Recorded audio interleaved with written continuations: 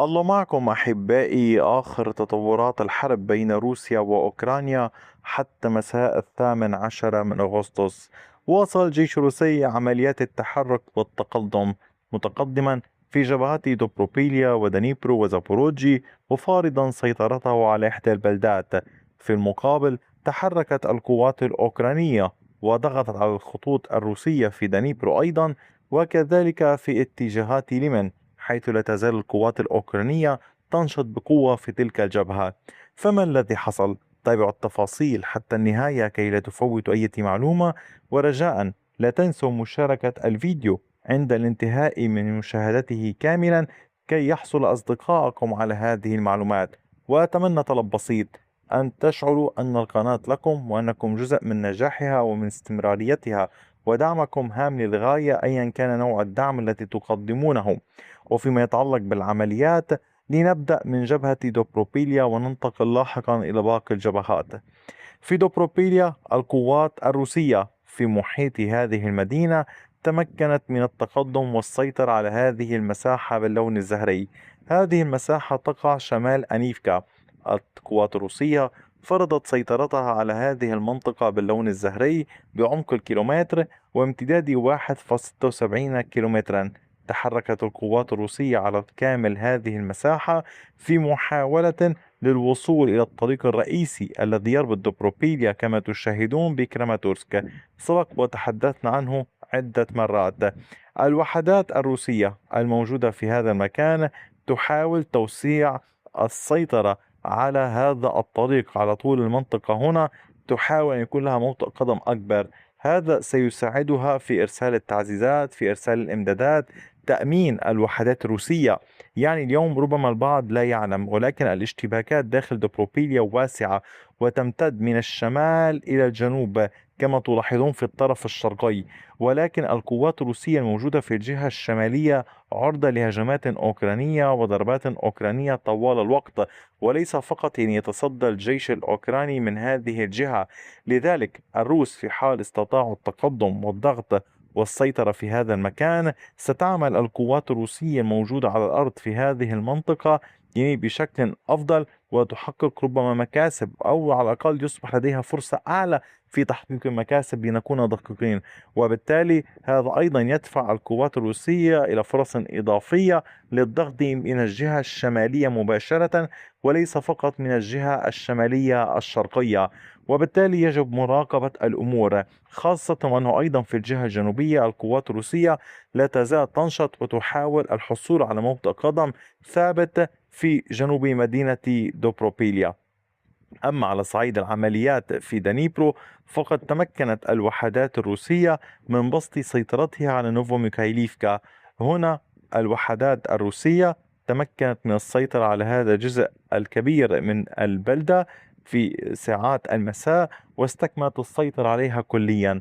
عمق التقدم للوحدات الروسية كان 940 مترا بامتداد 1.71 كيلومتر. الوحدات الروسية سيطرت على كامل هذه المنطقة. ما الذي يجري هنا حاليا؟ دعوني أوضح لكم الصورة بشكل أفضل. الوحدات الروسية تنشط في هذه الاتجاهات نحو كالينيفسكي، وتحاول استعادة السيطرة على هذه المنطقة الرمادية الموجودة هنا التي أشير إليها، وتحاول الضغط باتجاه شمال بيريزوفي وتيرنوفي. هنا تنشط القوات الروسية. القوات الأوكرانية تنشط في هذه المحاور، تحاول الضغط قدر الإمكان في هذا الاتجاه وأيضا في الاتجاهات القريبة سأشير إليها بصورة أوسع. تحاول القوات الأوكرانية الاختراق في هذه المساحات ككل. لذلك الوحدات الروسية اليوم هي أمام حالتين: دفاع وهجوم. كذلك هي الحال أمام الوحدات الأوكرانية أيضا في حالة دفاع وهجوم. والأوكران سبق وشنوا هجمات لفترة، استطاعوا مع ساعات مساء اليوم السيطرة على هذه المنطقة باللون الأزرق. كما تشاهدون عمق التقدم للوحدات الأوكرانية في هذه المنطقة باللون الأزرق كان قد بلغ 1.67 كيلومتر بامتداد 3.5 كيلومترات. بعض هذه المنطقة كانت منطقة رمادية، والبعض الآخر كان تحت السيطرة الروسية. الأوكران اخترقوا فوروني موجودة على كامل هذا الاتجاه كما تلاحظون. الأوكران يسيطرون على جزء من هذه القرية. العمليات لا تزال مستمرة، ولكن الأمر ليس بالسهل في هذه المناطق. الضغط كبير بالنسبة للوحدات الروسية.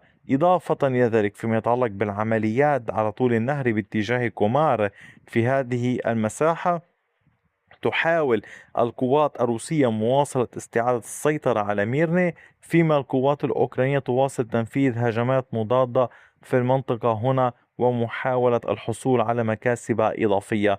لنرى إلى أين ستؤول الأمور.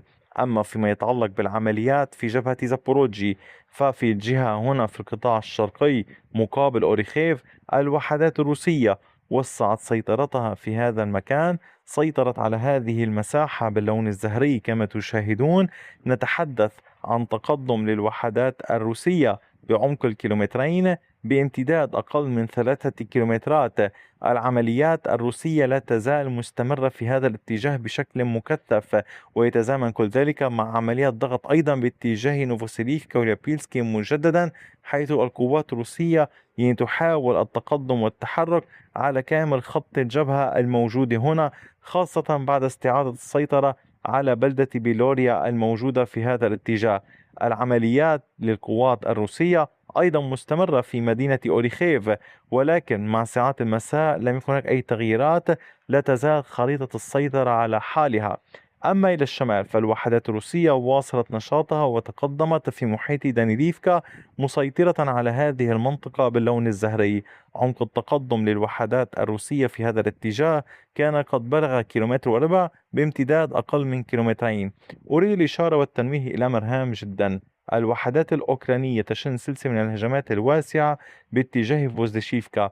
هذه الهجمات لا تأتي من جهة واحدة، يعني انطلاقا من دورينكا ومن ريفني باتجاه فوزديشيفكا ومن رزديانكا باتجاه فوزديشيفكا. القوات الأوكرانية تحاول قطع الإمدادات على الوحدات الروسية عبر السيطرة على هذه المنطقة، فتصبح كامل المجموعة الروسية الموجودة هنا مقطوعة الإمدادات. لذلك تسعى الوحدات الروسية تثبيت سيطرتها في فوزيشيفكا قدر الإمكان، تأمين المحيط لمنع الهجمات الأوكرانية من هنا ومن هنا، ولكن الأوكران يضغطون. وهذه هي المشكلة الطرفين في هذا المحور الكبير، حيث توجد مناطق رمادية كثيرة وحيث التقدم سهمي نتيجة محاولة إحراز أي نتيجة، ولو كانت هذه النتيجة يمكن قول يمكن الضغط عليها واستعادتها من الطرف الآخر.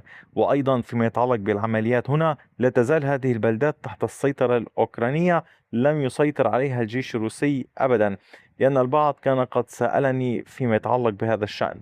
أما فيما يتعلق بالعمليات باتجاه اليمن، كان الجيش الأوكراني قد استعاد السيطرة على هذه المساحة في أوزيرني. التقدم الأوكراني كان على كامل هذه المنطقة باللون الأزرق بعمق الكيلومتر ونصف وامتداد 700 متر. لا تزال القوات الأوكرانية هنا حاضرة. لماذا؟ وما شرحت لكم عدة مرات.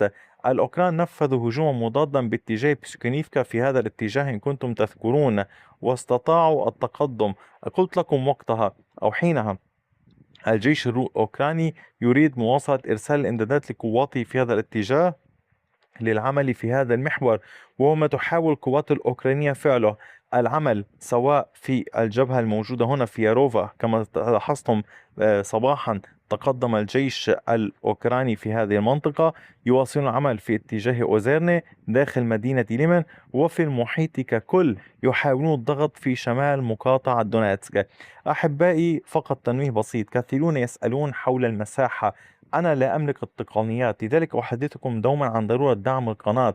القناة رغم ما تقدمه معلومات تنافس على مستوى العالم أو تختلف ويميزها حول القنوات الأخرى في العالم، إلا أنها تعمل بإمكانيات جدا محدودة نظرا لما تقدمه، وبالتالي لا يمكن تقديم أمور لا أملك التقنيات أو البرامج اللازمة لذلك، وبالتالي يمكن تحديد مساحات ونسب كل شيء. وأتمنى أن يصبح هذا الأمر واضحا للجميع. لو كان لدي لقدمته لكم من دون أي تردد. كما تعلمون لا أبخل عليكم بأي معلومة، دوما ما يحصل في الميدان يتم ترجمته إلى فيديوهات ويتم إخباركم بالمعلومات. أحبائي شكرا لوقتكم الثمين، وإلى اللقاء بفيديو آخر.